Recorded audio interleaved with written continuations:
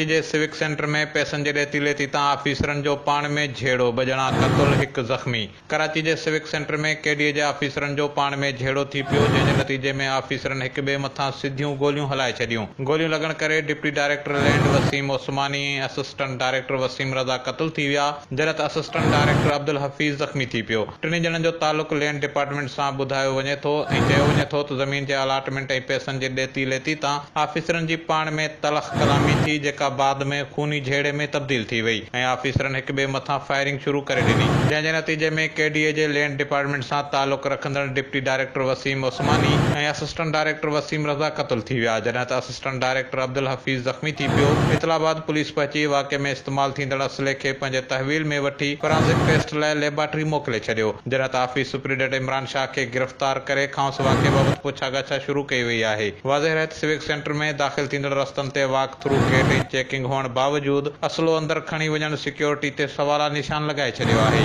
इंतहाई अहम ख़बर खां तव्हांखे आगाह कंदा हलूं त कराची जे सिविक सेंटर में केडीए जे ऑफिसरनि जो पाण में झेड़ो थी पियो, जंहिंजे नतीजे में ऑफिसरनि हिक ॿिए मथां सिधियूं गोलियूं हलाए छॾियूं। गोलियूं लॻण करे deputy director land Waseem Osmani ऐं असिस्टेंट डायरेक्टर वसीम रज़ा क़तल थी विया, जॾहिं त असिस्टेंट डायरेक्टर अब्दुल हफ़ीज़ ज़ख़्मी थी पियो। ॿुधायो वञे थो त ज़मीन जे अलाटमेंट ऐं पैसनि जे ॾेती लेती तां ऑफिसरनि जी पाण में तलख़ कलामी थी, जेका बाद में खूनी झेड़े में तब्दील थी वई ऐं ऑफिसरनि हिक ॿिए मथां फायरिंग शुरू करे ॾिनी, जंहिंजे नतीजे में केडीए जे लैंड डिपार्टमेंट सां तालुक़ रखंदड़ डिप्टी डायरेक्टर वसीम ओसमानी ऐं असिस्टेंट डायरेक्टर वसीम रज़ा क़तल थी विया, जॾहिं त असिस्टेंट डायरेक्टर अब्दुल हफ़ीज़ ज़ख़्मी थी पियो। इतलाबाद पुलिस पहुची वाक़े में इस्तेमाल थींदड़ असले खे पंहिंजे तहवील में वठी फोरेंसिक टेस्ट लाइ लेबोरेटरी मोकिले छॾियो, जॾहिं त ऑफिस सुपरिटेंडेंट इमरान शाह खे गिरफ़्तार करे खांसि वाक़े बाबति पुछा ॻाछा शुरू करे छॾी आहे।